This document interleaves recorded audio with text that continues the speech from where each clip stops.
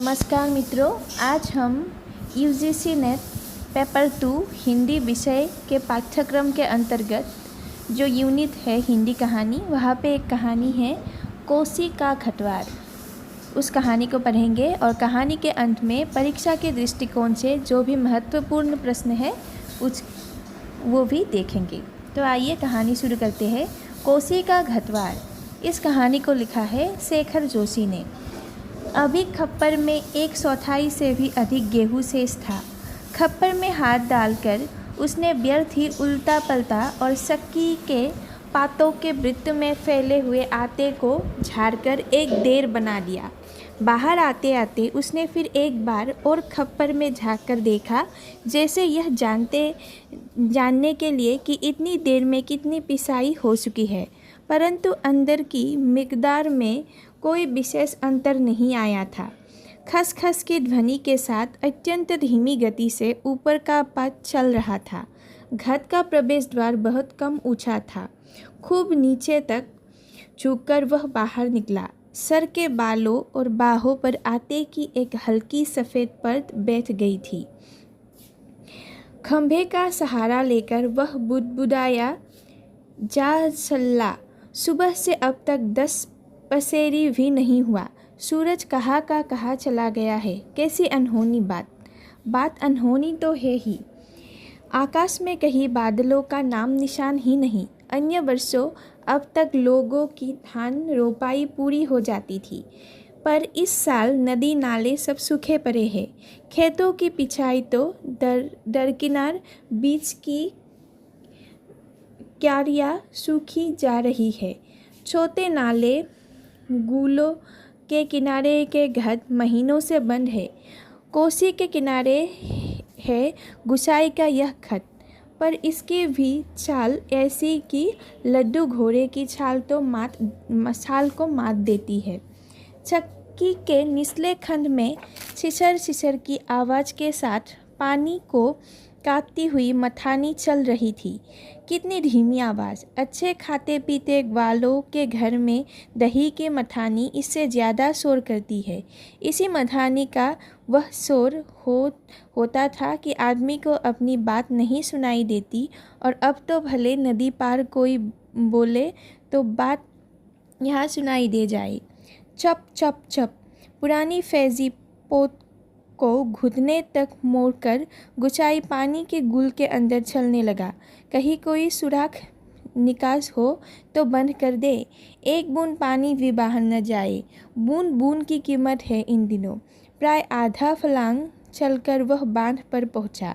नदी की पूरी चौड़ाई को घेरकर पानी का बहाव घट के गुल की ओर मोड़ दिया गया था।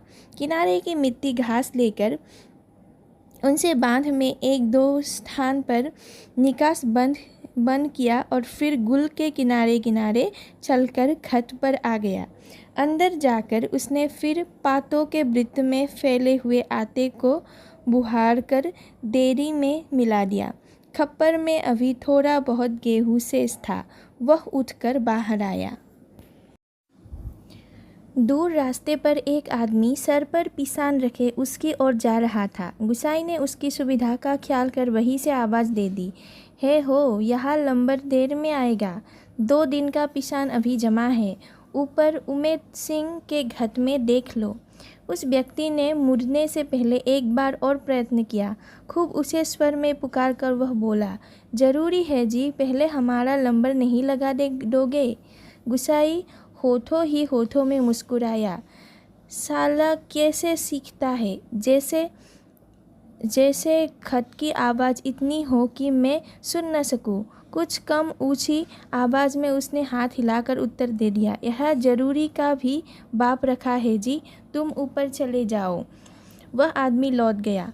मिहल की छाव में बैठकर गुचाई ने लकड़ी के जलते कूदे को खोदकर सिलम सुलगाई और गुदगुद करता धुआं उड़ाता रहा। खस्सर सक्की का पात चल रहा था। कीट कीट कीट कीट। खप्पर से दाने गिराने वाली चिड़िया पात पर टकरा रही थी। छिछर की आवाज़ के साथ मथानी पानी को काट रही थी और कहीं कोई आवाज़ नहीं। कोसी के बहाव में भी कोई ध्वनि नहीं। रेती पत्थरों के बीच में तखने पत्थर भी अपना सर उठाए आकाश को निहार रहे थे। दोपहरी टहले पर भी इतनी तेज धूप, कहीं चिड़िया भी नहीं बोलती, किसी प्राणी का प्रिय अप्रिय स्वर नहीं। सूखी नदी के किनारे बैठा गुसाई सोचने लगा, क्यों उस व्यक्ति को लौटा दिया। लौट तो वह जाता ही, खत के अंदर त्वस परे पिशान के थैले को देखकर। 2-4 क्षण की बातचीत का आसरा ही होता। कभी कभी गुसाई को यह अकेलापन काटने लगता है। सूखी नदी के किनारे का यह अकेलापन नहीं, जिंदगी भर साथ देने के लिए जो अकेलापन उसके द्वार पर धरना देकर बैठ गया है, वही, जिसे अपना कह सके ऐसे किसी प्राणी का स्वर उसके लिए नहीं। पालतू कुत्ते बिल्ली का स्वर भी नहीं। क्या ठिकाना ऐसे मालिक का, जिसका घर द्वार नहीं, बीवी बच्चे नहीं, खाने पीने का ठिकाना नहीं। घुटनों तक उठी हुई पुरानी फौजी पेट के मोट को गुसाई ने खोला। गुल में चलते हुए थोड़ा भाग भीग गया था, पर इस गर्मी में उसे भीगी पेंट की यह शीतलता अच्छी लगी। पेंट की सलवटों को ठीक करते करते गुसाई ने हुक्के की पानी से मुंह तहाया। उसके होठों में बाएं कोने पर हल्की सी मुस्कान उभर आई। बीती बातों को याद गुसाई सोचने लगा, इसी पेंट के बदौलत यह अकेलापन उसे मिला है। नहीं, याद करने को मन नहीं करता। बहुत पुरानी बातें वह भूल गया है, पर हवलदार साहब की पेंट की बात उसे नहीं भूलती। ऐसे ही फौजी पेंट पहनकर हवलदार धर्म सिंह आया था। लॉन्ड्री की धूली नोकदार क्रीज वाली पेंट, वैसे ही पेंट पहनने की महत्वाकांक्षा लेकर गुसाई फौज में गया था, पर फौज से लौटा तो पेंट के साथ साथ जिंदगी का अकेलापन भी उसके साथ आ गया। पेंट के साथ और भी कितनी स्मृतियाँ संबद्ध है उसे। उस बार की छुट्टियों की बात, कौन महीना, हाँ वैसाख ही था। सर पर क्रास खुखरी के क्रेस्ट वाली काली किस्तीनुमा टोपी को तीसरा रखकर फौजी वर्दी वह पहली बार एनुअल लीव पर घर आया तो सिद्ध बन की आग की तरह खबर इधर उधर फैल गई थी। बच्चे बूढ़े सभी उससे मिलने आए थे। सासा का गोद एकदम भर गया था। तसातस बिस्तर की नई एकदम साफ जगमग लाल नीली धरियों वाली दरी आंगन में बिछानी पड़ी थी लोगों को बिठाने के लिए। खूब याद है, आंगन का गोबर दरी में लग गया था। बच्चे बूढ़े सभी आए थे। सिर्फ सना गुड़ या हल्द्रानी के तंबाकू का लोभ ही नहीं था। कल की शर्मीले गुसाई को इस नए रूप में देखने का कौतूहल भी था, पर गुसाई की आंखें उस भीड़ में जिसे खोज रही थी वह वहाँ नहीं थी। नाला पार के अपने गांव से भैंस के कटाया को खोजने के बहाने दूसरे दिन लासमा आई थी, पर गुसाई उस दिन उससे मिल न सका। गांव के शोकरे की ही गुसाई के जान को बवाल हो गए थे। बूढ़े नरसिंह प्रधान उस दिनों ठीक ही कहते थे। आजकल गुसाई को देखकर सेवनिया का लड़का भी अपनी फटी खेर के टोपी को तीसरी पहनने लग गया है। दिन रात बिल्ली के बच्चों की तरह छोकरे उसके पीछे लगे रहते थे, सिगरेट बीड़ी या गपशप के लोभ में। एक दिन बड़ी मुश्किल से मौका मिला था उसे। लस्मा को पात पतेल के लिए जंगल जाते देखकर वह छोकरों से काकर के शिकार का बहाना बनाकर अकेले जंगल को चल दिया था, गांव की सीमा से बहुत दूर। काफल के पैर के नीचे गुसाई के घुटने पर सर रखकर लेटी लेटी लस्मा काफल खा रही थी। पके गदराए गहरे लाल लाल काफल। खेल खेल में काफलों की सीना चपटी करते गुसाई ने लस्मा की मुट्ठी फीस दी थी। तब काफलों का गाथा लाल रस उसकी पेंट पर गिर गया था। लासमा ने कहा था, इसे यही रख जाना, मेरी पूरी बाह की कुर्ती इसमें से निकल आएगी। वह खिलखिलाकर अपनी बात पर स्वयं ही हंस दी थी। पुरानी बात, क्या कहा था गुसाई ने, याद नहीं पड़ता। तेरे लिए मखमल की कुर्ती ला दूंगा मेरी सुबह, या कुछ ऐसा ही। पर लासमा को मखमल की कुर्ती किसने पहनाई होगी? पहाड़ी पार के रमुआ ने, जो तूरी निशान लेकर उसे ब्याहने आया था, जिसके आगे पीछे भाई बहन नहीं, माई बाप नहीं, परदेश में बंदूक की नोक पर जान रखने वाले को छोकरी कैसे दे दे हम? लासमा के बाप ने कहा था। उसका मन जानने के लिए गुसाई ने तेरे पिछड़े बात चलवाई थी। उसी साल मंगसिंह की एक ठंडी उदास शाम को गुसाई की यूनिट के सिपाही किशन सिंह ने क्वार्टर मास्टर स्टोर के सामने खड़े खड़े उससे कहा था, हमारे गांव के राम सिंह ने जिद की, तभी छुट्टियां बढ़ानी पड़ी। 20 साल उसकी शादी थी। खूब अच्छी औरत मिली है यार, शकल सूरत भी खूब है, एकदम पटाखा, बड़ी हंसमुख है। तुमने तो देखा ही होगा, तुम्हारे गांव के नज़दीक की ही है, लासमा कुछ ऐसा ही नाम है। गुसाई को याद नहीं पड़ता कौन सा बहाना बनाकर वह किशन सिंह के पास से चला आया था। रम दे थे उस दिन।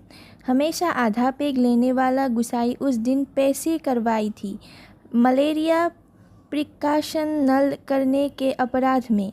सोचते सोचते गुसाई बुदबुदाया, श्याल एडजुटेंट।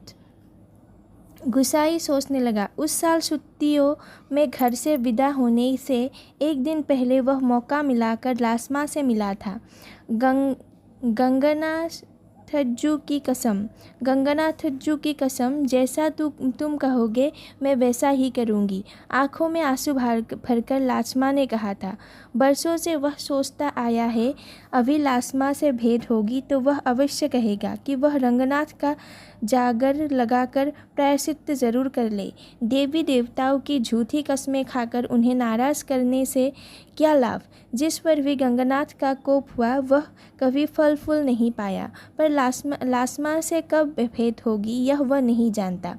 लड़कपन से संगी साथी नौकरी चाकरी के लिए मैदानों में चले गए थे। गांव की ओर जाने का उसका मन नहीं होता। लासमा के बारे में किसी से पूछना उसे अच्छा नहीं लगता। जितने दिन नौकरी रही वह पलटकर अपने गांव नहीं आया। एक स्टेशन से दूसरे स्टेशन का वॉलंटियरी ट्रांसफ़र लेने वालों की लिस्ट में नायक गुसाई सिंह का नाम ऊपर आता रहा, लगातार 15 साल तक। पिछले बैसाख में ही वह गांव लौटा। 15 साल बाद रिजर्व में आने पर काले बालों को लेकर गया था, खिचड़ी बाल लेकर लौटा। लासमा का हठ उसे अकेला बना गया। आज इस अकेलेपन में कोई होता जैसे गुसाई अपनी ज़िंदगी की किताब पढ़कर सुनाता। शब्द शब्द, अक्षर अक्षर, कितना देखा, कितना सुना और कितना अनुभव किया है उसने।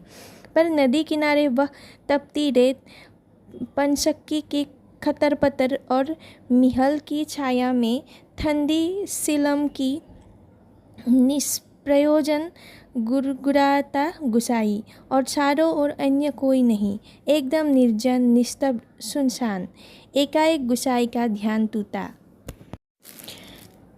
सामने पहाड़ी के बीच की पगडंडी से सर पर बोझा लिए एक नारी आकृति उस ओर चली आ रही थी। गुसाई ने सोचा, वहीं से आवाज़ देकर उसे लौटा दे। कौसी ने चिकते काई लगे पत्थरों पर कठिनाई से चलकर उसे वहां तक आकर केवल निराश लौट जाने को क्यों वह बाध्य करे। दूर से चिल्ला कर पिशान स्वीकार करवाने की लोगों की आदत से वह तंग आ चुका था। इस कारण आवाज़ देने को उसका मन नहीं हुआ। वह आकृति अब तक पगडंडी छोड़कर नदी के मार्ग में आ पहुंची थी। चक्की की बदलती आवाज़ को पहचान कर गुसाई घट के अंदर चला गया। खप्पर का आवाज़ अनाज समाप्त हो चुका था। खप्पर में एक कम अन्न वाले थैले को उलटकर उसने अन्न का निकास रोकने के लिए काठ की छिड़ियों को उल्टा कर दिया। किट किट का स्वर बंद हो गया। वह जल्दी जल्दी आटे को थैले में भरने लगा। खत के अंदर मथानी की सिचर सिचर की आवाज़ भी अपेक्षाकृत कम सुनाई दे रही थी। केवल शक्की ऊपर वाले पात की खिसती हुई खरखराहट का हल्का धीमा संगीत चल रहा था। तभी गुसाई ने सुना अपनी पीठ के पीछे खट के द्वार पर इस संगीत से भी मधुर एक नारी का कंठस्वर। कब बारी आएगी जी? रात को रोटी के लिए भी घर में आता नहीं है। सर पर पिसान रखे एक स्त्री उससे यह पूछ रही थी। गुसाई को उसका स्वर परिचित सा लगा। चौंक कर उसने पीछे मुड़कर देखा। कपड़े में पिसान थीला बंधा होने के कारण बोझ का एक सिरा उसके मुख के आगे आ गया था। गुसाई उसे ठीक से नहीं देख पाया, लेकिन तब भी उसका मन जैसे आशंकित हो था। अपनी शंका का समाधान करने के लिए वह बाहर आने को मुड़ा, लेकिन तभी फिर अंदर जाकर पिसान के थैलों को इधर उधर रखने लगा। काठ की चिड़िया किट किट बोल रही थी और उसी गति के साथ गुसाई को अपने हृदय की धड़कन का आभास हो रहा था। खत के सोते कमरे में चारों ओर पिसे हुए अन्य का चूर्ण फैल रहा था, जो अब तक गुसाई के पूरे शरीर पर छा गया था। इस कृत्रिम सफ़ेदी के कारण वह वृद्ध सा दिखाई दे रहा था। स्त्री ने उसे नहीं पहचाना। उसने दोबारा से ही शब्द दोहराए। वह आज भी तेज धूप में बोझा सर पर रखे हुए गुसाई का उत्तर पाने को आतुर थी। शायद नकारात्मक उत्तर मिलने पर वह उल्टे पांव लौटकर किसी अन्य शक्ति का सहारा लेती। दूसरी बार के प्रश्न को गुसाई ने न टाल पाया। उत्तर देना ही पड़ा। यहाँ पहले ही तीला लगा है, देर तो होगी ही, उसने दबे दबे स्वर में कह दिया। स्त्री ने किसी प्रकार की अनुनय विनय नहीं की। शाम के आटे का प्रबंध करने के लिए वह दूसरी शक्ति का सहारा लेने को लौट पड़ी। गुसाई झुककर घर से बाहर निकला। मुड़ते समय स्त्री की एक झलक देखकर उसका संदेह विश्वास में बदल गया था। हताश सा वह कुछ क्षणों तक उसे जाते हुए देखता रहा और फिर अपने हाथों तथा सिर पर गिरे हुए आंतों को झाड़कर एक दो कदम आगे बढ़ा। उसके अंदर की किसी अज्ञात शक्ति ने जैसे उसे वापस जाती हुई उस स्त्री को बुलाने को बाध्य कर दिया। आवाज़ देकर उसे बुला लेने को उसने मुंह खोला, परंतु आवाज़ न दे सका। एक झिझक, एक असमर्थता की थी जो उसका मुंह बंद कर रही थी। वह स्त्री नदी तक पहुंच चुकी थी। गुसाई के अंतर में तीव्र उथल पुथल मच गई। इस बार आवेग इतना तीव्र था कि वह स्वयं को नहीं रोक पाया। लड़खड़ाती आवाज़ में उसने पुकारा, लास्मा लास्मा। घबराहट के कारण वह पूरे जोर से आवाज़ नहीं दे पाया था। स्त्री ने यह आवाज़ नहीं सुनी। इस बार गुसाई ने स्वस्थ होकर पुनः पुकारा, लस्मा। लस्मा ने पीछे मुड़कर देखा। मायके में उसे सभी इसी नाम से पुकारते थे। यह संबोधन उसके लिए स्वाभाविक था, परंतु उसे शंका शायद यह थी कि शक्की वाला एक बार पिशान स्वीकार न करने पर भी दोबारा उसे बुला रहा है या उसे केवल भ्रम हुआ है। उसने वही से पूछा, मुझे पुकार रहे हो जी? गुसाई ने संयत स्वर में कहा, हाँ ले आ, हो जाएगा। लस्मा क्षण भर रुकी और फिर खत की ओर लौट आई। अचानक साक्षात्कार होने का मौका न देने की इच्छा से गुसाई व्यस्तता का प्रदर्शन करता हुआ महल की शाह में चला गया। लास्मा पिसान का थैला खत के अंदर रख आई। बाहर निकालकर उसने आंचल के कोर से मुंह पोंछा। तेज धूप में चलने के कारण उसका मुंह लाल हो गया था। किसी पेड़ की छाया में विश्राम करने की इच्छा से उसने इधर उधर देखा। महल के पेड़ की छाया में खत की ओर पीठ किए गुसाई बैठा हुआ था। निकट स्थान में दामिन के एक पेड़ की छाह को छोड़कर अन्य कोई बैठने लायक स्थान नहीं था। वह उसी ओर चलने लगी। गुसाई की उदारता के कारण ऋणी सी होकर ही जैसे उसने निकट आते आते कहा, तुम्हारे बाल बच्चे जीते रहे खातवर जी, बड़ा उपकार का काम कर दिया तुमने। ऊपर के घाट में भी जाने कितने देर में लंबर मिलता। आजाद संसति के प्रति दिए गए वर्षणों को गुसाई ने मन ही मन विनोद के रूप में ग्रहण किया। इस कारण उसकी मानसिक उथल पुथल कुछ कम हो गई। लास्मा उसकी ओर देखे इससे पूर्व ही उसने कहा, जीते रहे तेरे बाल बच्चे लास्मा, मायके कब आई। गुसाई ने अंतर में घूमती आंधी को रोककर यह प्रश्न इतने संयत स्वर में किया जैसे वह भी अन्य 10 आदमियों की तरह लास्मा के लिए एक साधारण व्यक्ति हो। दादिम की छाया में पाट पतेल झाड़कर बैठते लास्मा ने संकित दृष्टि से गुसाई की ओर देखा। कोसी की सूखी धार अचानक जल प्लावित होकर बहने लगती तो भी लास्मा को इतना आश्चर्य न होता जितना अपने स्थान से केवल 4 कदम की दूरी पर गुसाई को इस रूप में देखने पर हुआ। विस्मय से आंखें फाड़कर वह उसे देखे जा रही थी, जैसे अब भी उसे विश्वास न हो रहा हो कि जो व्यक्ति उसके सम्मुख बैठा है वह उसका पूर्व परिचित गुसाई ही है। तुम जाने लास्मा क्या कहना चाहती थी, शेष शब्द उसके कंठ में ही रह गई। हाँ, पिछले साल पलटन से लौट आया था, वक्त काटने के लिए यह खत लगवा लिया। गुसाई ने ही पूछा, बाल बच्चे ठीक है। आंखें जमीन पर टिकाए गर्दन हिलाकर संकेत से ही उसने बच्चों की कुशलता की सूचना दे दी। जमीन पर गिरे एक दादिम के फूल को हाथों में लेकर लास्मा उसकी पंखुड़ियों को एक एक कर निरुद्देश तोड़ने लगी और गुसाई पतली सीख लेकर आग को कुरेदता रहा।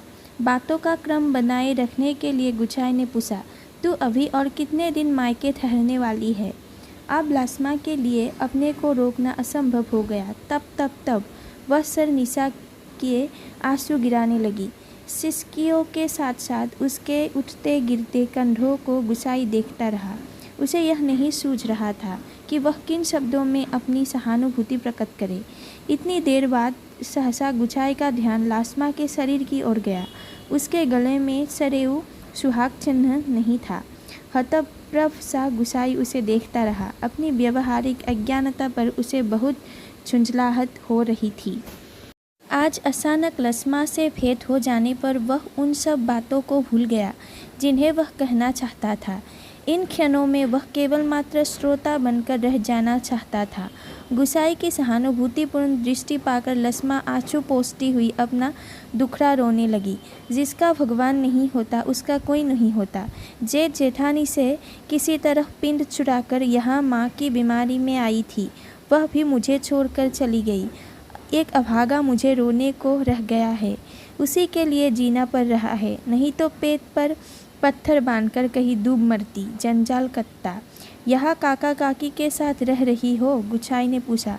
मुश्किल पड़ने पर कोई किसी का नहीं होता जी। बाबा की जायदाद पर उनकी आंखें लगी है, सोचते हैं कहीं मैं हक न जमा लूँ। मैंने साफ साफ कह दिया, मुझे किसी का कुछ लेना देना नहीं। जंगलात का लीसा धो धोकर अपनी गुजर कर लूँगी, किसी की आँख का कांटा बनकर नहीं रहूँगी। गुसाई ने किसी प्रकार की मौसिक संवेदना नहीं प्रकट की, केवल सहानुभूतिपूर्ण दृष्टि से उसे देखता फर रहा। दादिम के वृक्ष में पीठ टिकार लास्मा खुद ने मोड़ कर बैठी थी। गुसाई सोचने लगा, 15-16 साल किसी की ज़िंदगी में अंतर लाने के लिए कम नहीं होते। समय का यह अंतराल लास्मा के चेहरे पर भी एक छाप छोड़ गया था, पर उसे लगा उस छाप के नीचे वह आज भी 15 वर्ष पहले की लास्मा को देख रहा है। कितनी तेज धूप है इस साल। लास्मा का स्वर उसके कानों में पड़ा, प्रसंग बदलने के लिए ही, जैसे लास्मा ने यह बात जानबूझकर कही हो। और अचानक उसका ध्यान उच्च और चल गया जहाँ लास्मा बैठी थी। दादिम की फैली अधढंकी डालों से सनकर धूप उसके शरीर पर पड़ रही थी। सूरज की एक पतली किरण न जाने कब से लास्मा के माथे पर गिरी हुई एक लत को सुनहरी रंगीनी में डुबा रही थी। गुसाई एक तक उसे देखता रहा। दोपहर तो बीत चुकी होगी, लास्मा ने प्रश्न किया तो गुसाई का ध्यान टूटा। हाँ, अब तो 2 बजने वाले होंगे, उसने कहा। उधर धूप लग रही है हो तो इधर आ जा छाँव में, कहता हुआ गुसाई एक जम्बाई लेकर अपने स्थान से उठ गया। नहीं, यही ठीक है, कहकर लास्मा ने गुसाई की ओर देखा, लेकिन वह अपनी बात कहने के साथ ही दूसरी ओर देखने लगा था। खत में कुछ देर पहले डाला हुआ पिसान समाप्ति पर था। नंबर पर रखे हुए पिसान की जगह उसने जाकर जल्दी जल्दी लस्मा का अनाज खप्पर में खाली कर दिया। धीरे धीरे चलकर गुसाई गुल के किनारे तक गया। अपनी अंजुली से भर भर कर उसने पानी पिया और फिर पास ही एक बंजर खत के अंदर जाकर पीतल और एल्यूमिनियम के कुछ बर्तन लेकर आग के निकट लौट आया। आसपास पड़ी हुई सूखी लकड़ियों को बटोरकर उसने आग सुलगाई और एक काली पूती बतलोई में पानी रखकर जाते जाते लस्मा की ओर मुँह कर कह गया, चाय का टाइम भी हो रहा है। पानी उबल जाए तो पत्ती डाल देना, पुड़िया में पड़ी है। लस्मा ने उत्तर नहीं दिया। वह उसे नदी की ओर जाने वाली पगडंडी पर जाता हुआ देखती रही।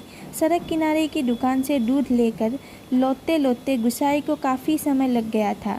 वापस आने पर उसने देखा एक 6-7 वर्ष का बच्चा लस्मा की देह से सटकर बैठा हुआ है। बच्चे का परिचय देने की इच्छा से जैसे लस्मा ने कहा, इस छोकरे को घड़ी भर के लिए भी चैन नहीं मिलता। जाने कैसे पूछता खोजता मेरी जान खाने को यहाँ भी पहुँच गया है। गुसाई ने लक्ष्य किया कि बच्चा बार बार उसकी दृष्टि बचाकर माँ से किसी चीज़ के लिए जिद कर रहा है। एक बार झुझलाकर लस्मा ने उसे झिड़क दिया, चुप रह, अभी लौटकर घर जाएंगे, इतनी सी देर में क्यों मरा जा रहा है।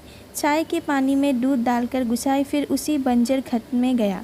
एक थाली में आटा लेकर वह गुल के किनारे बैठा बैठा उसे गूंथने लगा। मिहल के पैर की ओर आते समय उसने हाथ में 2-1 बर्तन और ले लिए। लस्मा ने बतलोई में दूध चीनी डालकर चाय तैयार कर दी थी। एक गिलास, एक एनिमल का मग और एक एल्यूमिनियम के मस्टिन में गुसाई ने चाय डालकर आपस में बांट ली और पत्थरों से बने बेधंधे चूल्हे के पास बैठकर रोटियां बनाने का उपक्रम करने लगा।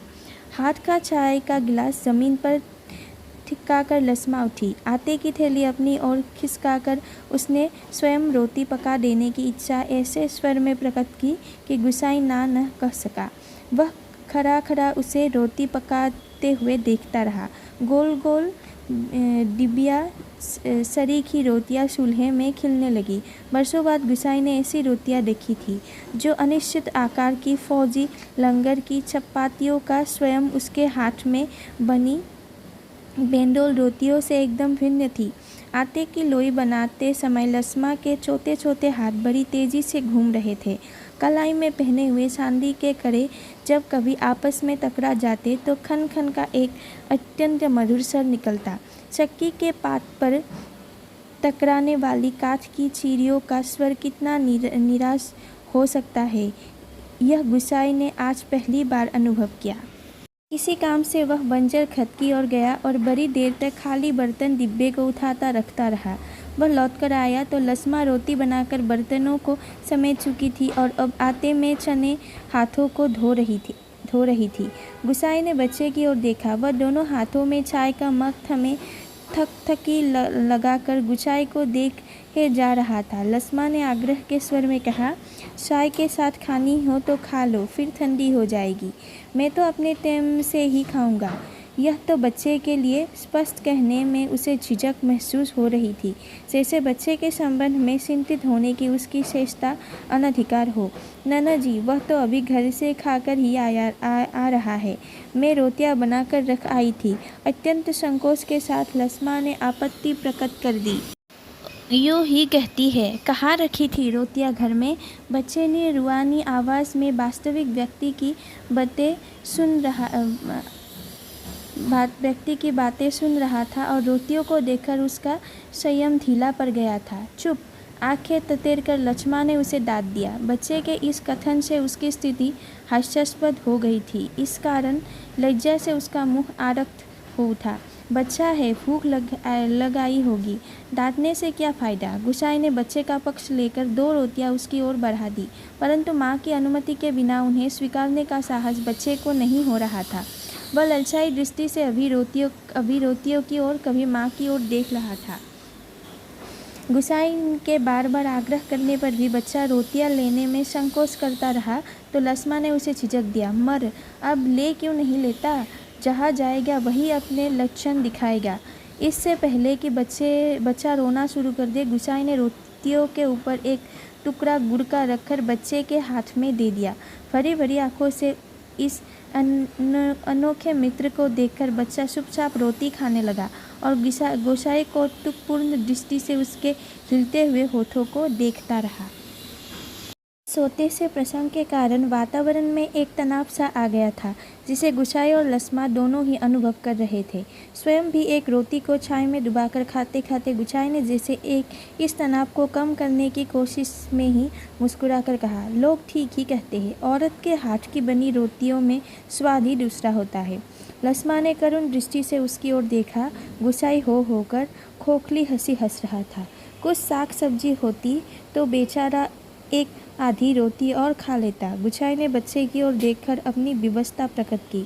ऐसे ही खाने पीने वाले की तकदीर लेकर पैदा हुआ होता तो मेरे भाग क्यों पड़ता।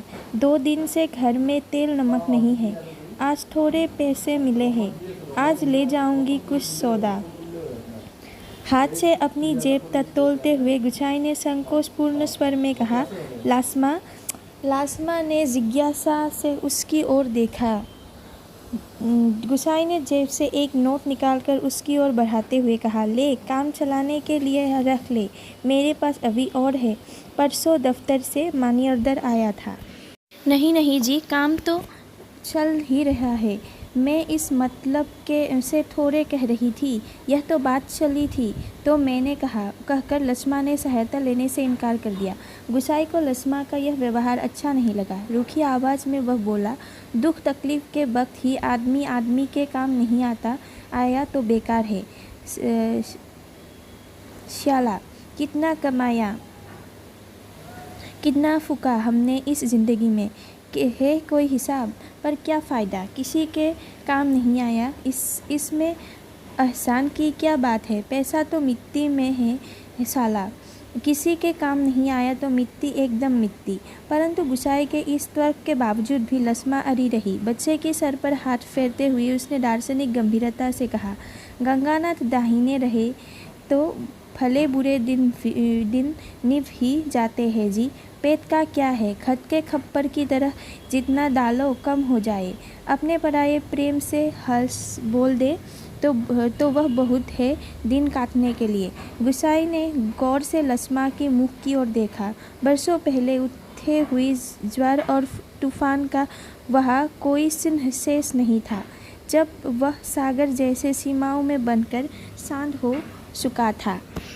रुपया लेने के लिए लस्मा से अधिक आग्रह करने का उसका साहस नहीं हुआ, पर गहरे असंतोष के कारण बुझा सा वह धीमी चाल से चलकर वहाँ से हट गया। सहसा उसकी चाल तेज हो गई और खत के अंदर जाकर उसने एक बार संकीर्ण दृष्टि से बाहर की ओर देखा।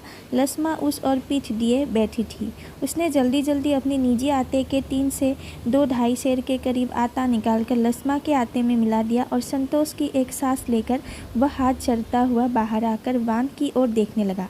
ऊपर बांध पर किसी को घूमते हुए देखकर उसने हाँक दी। शायद खेत की सिंचाई के लिए कोई पानी तोड़ना चाहता था। बांध की ओर जाने से पहले एक बार लस्मा के निकट गया। पीस जाने की सूचना उसे देकर वापस लौटते हुए फिर ठिठक कर खड़ा हो गया। मन की बात कहने में जैसे उसे झिझक हो रही थी। अटक कर वह बोला, लस्मा ने सिर उठाकर उसकी ओर देखा। गुसाई को चुपचाप अपनी ओर देखते हुए पाकर उसे संकोच होने लगा। वह न जाने क्या कहना चाहता है। इस बात की आशंका से उसके मुख का रंग अचानक फीका होने लगा।